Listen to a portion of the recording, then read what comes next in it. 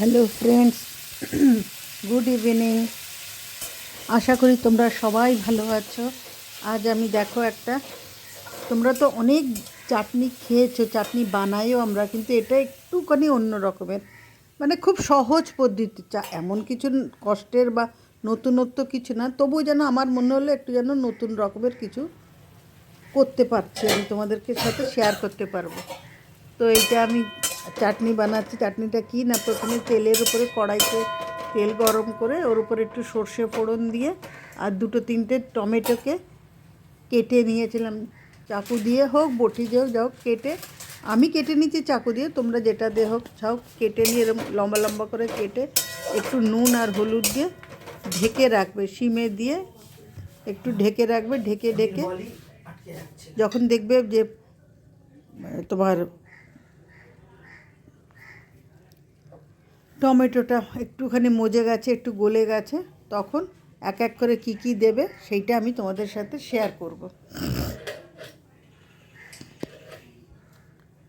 দেখো এখন আমি ঢেকে রেখেছি, ঢাকায় কিছুক্ষণ ঢেকে রাখি, 5 মিনিট পরে এই যে ঢেকে রাখার পরে দেখো কেমন, এই দেখো জলগুলো একদম একটু জল, দেখো এবার জল বেরিয়ে আসছে, একটুখানি বেরিয়েছে। যখন দেখলাম তখন আবার ঢেকে দিয়ে আরেকটু যাতে জলটা বেরিয়ে এসে একটু মজে যায় তার ব্যবস্থা, মানে সেই অবধি আমি অপেক্ষা করছি একটুখানি। দেখো আবার আমি উঠাবো 5 মিনিট পরে, ওঠালে কীরকম হয় সেটাও আমি তোমাদেরকে দেখাচ্ছি।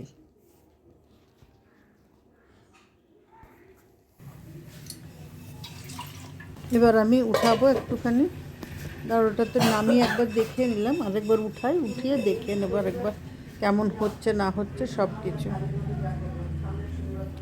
দেখো অনেকক্ষণ ঢেকে রেখেছি, এবার আমি উঠিয়ে দিচ্ছি ঢাকনাটা উঠিয়ে। এবার আমি দেখলাম ফাইনাল, এতে দেখলাম যে পুরো দেখো টমেটোটা পুরো একদম লেই মতন হয়ে গেছে। এবার আমি কি করব, এখানেই আসল টুইস্ট। এখানে দেখো কি কি আছে তোমাদের বলে দিই। এটা হলো আমড়া, কিছুটা আছে জলপাইগুড়ি বলে ফেলেছি, জলপাই, একটুখানি তেঁতুলের আচার, সব দেখবে তলায় একটু একটু একটু করে রয়েছে, হয়তো 2-3 চামচ করে রয়েছে। এগুলো অনেক দিন রয়ে গেছে, এগুলোতে আর কেউ খেতে চাইছে না, এক নাগাড়ে মানে একঘেয়েমি এসে গেছে। তাই জন্যে তো আমি বললাম এটা দিয়ে একটা মিক্স ভেজিটেবল, মিক্স ফ্রুট, সব যা বলো তার একটা চাটনিটা করার জন্য। এবার আমি ওর মধ্যে দিয়ে দিয়েছি, আমড়া দিয়েছি, জলপাই আছে, একটু তেঁতুলের আচার আছে, আমের আচার আছে, বড় বড় আমের আচার, ছোট আমের আচার, আর একটুখানি কুলের আচার আছে, ওগুলো সব দিয়ে দিয়েছি।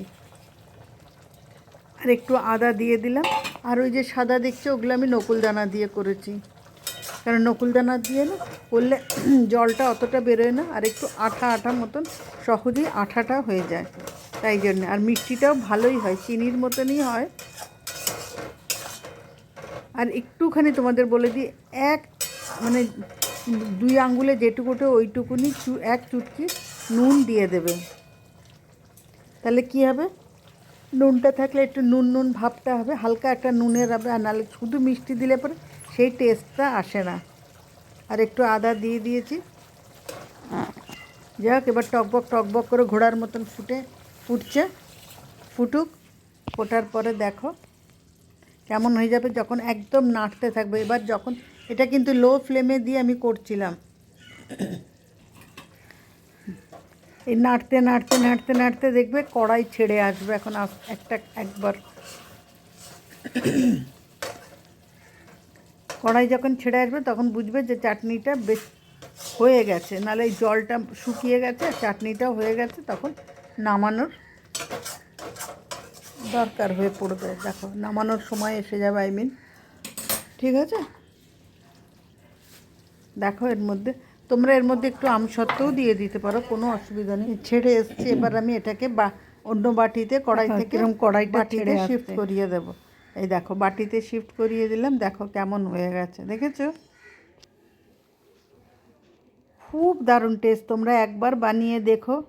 যে আচারগুলো অনেক সময় ফেলে দিতে হয়, এক নাগাড়ে অনেক দিন খাওয়ার পরে আর খেতে চায় না, একটু নতুনত্ব শীতকালে একটুখানি চাটনির মতন হয়ে গেলে, আর আচারের নানান রকমের আচারের একটা টেস্ট থাকে, মিষ্টি মিষ্টি আচারের, এগুলো এর মধ্যে দিলে পরে একটু অন্য রকমের লাগবে, আর বাচ্চারা দেখবে চেটেপুটে খেয়ে নেবে।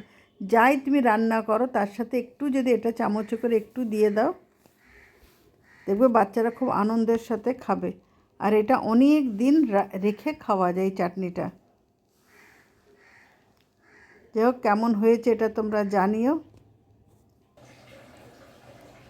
ঠিক আছে, চলো তোমরা সবাই আমার পাশে থেকো, আর কেমন লাগলো সেটাও তোমরা আমাকে জানিও অবশ্যই। আর তো কিছু বলার নেই। আর মানে প্রতিবারের মতন এবারও বলবো, তোমরা নোটিফিকেশানটা অন রেখো। আমার কোনো নতুন ভিডিও আসলে সঙ্গে সঙ্গে প্রথমে তোমরাই পেয়ে যাবে, তোমাদের কাছেই চলে যাবে। গরম জল আছে তো? সবাই তোমরা আমার পাশে আছো, পুরনো বন্ধুরা, নতুন বন্ধুরা, প্লিজ থাকো। এই আশা রেখে এখানেই শেষ করলাম। আবার একটা কোনো নতুন ভিডিওর সাথে, নতুন রেসিপির সাথে তোমাদের সাথে আবার দেখা হচ্ছে। ঠিক আছে, চলো তোমরা ভালো থেকো, সুস্থ থেকো, আর আমার পাশে থেকো। যদি এটা ভালো লাগে একটু শেয়ার করে দিও। চলো, টাটা, গুড নাইট।